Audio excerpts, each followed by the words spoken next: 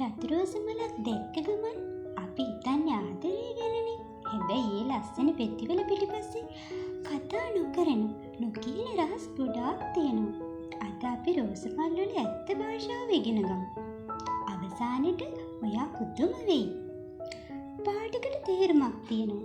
ගානකට පණිවිඩයක් තියෙනවා. රතු රෝස කියන්නේ සැබෑ ආදරේ. කෙනෙක්ට මගේ හදවත ඔයාට විතරයි කියලා කියන්න දෙන්නේ රතු රෝස. සුදු රෝස කියන්නේ පිරිසිදුකම. නව ආරම්භයක් මංගල උත්සවවලදී සුදු රෝස භාවිතා කරන්නේ මේ නිසාමයි. දැක්ක ගමන්ම සතුට දැනෙන කහ රෝස. කහ රෝස කියන්නේ යාළුකම, ප්‍රීතිය, ස්තුතිය, සමාව ඉල්ලන්න වගේම සමහර රටවල සමගන්නත් කහ රෝස දෙනවා.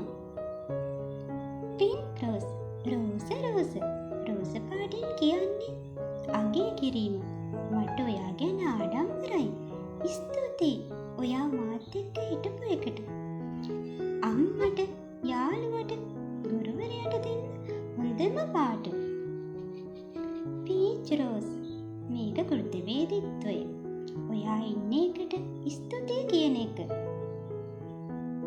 තැඹිලි රෝස, මේක උද්‍යෝගය, ආකර්ෂණය, ඔයා ගැන කැමැත්තක් තියෙනවා කියන එකට පළවෙනි පියවර. දම් පාට, මේක පළවෙනි ආදරේ, මවිතය, ඔයාව දැක්ක දවසේ ඉඳන් කියන හැඟීම.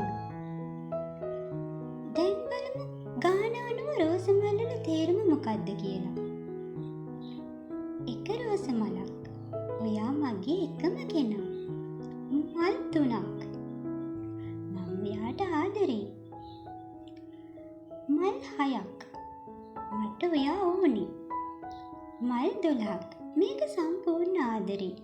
ප්‍රොපෝසල් වලට, ඇනිවර්සරි වලට බෙස්ට්. මල් 24, හැමතැනම හැම වෙලාවෙම ඔයා ගැන හිතනවා.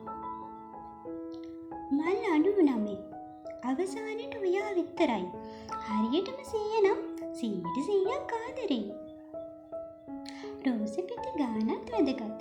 සමහර වෙලාවට වැටුණු රෝස පෙති විතරක් ලැබුණොත් ඒක දුකක් නෙවෙයි. ඒක අතීත මතකයක්. අපිට ලස්සන කාලයක් තිබුණා කියන එක. රෝස පෙති 5ක් නම් බලාපොරොත්තු. පෙති 7ක් නම් අద్භූත ආදරේ. පෙති 11ක් නම් පොරොන්දුවක්. ඔයාලා දන්නවද ලෝකෙ ලොකුම රෝස ගාඩන් එක තියෙන්නේ USA වල.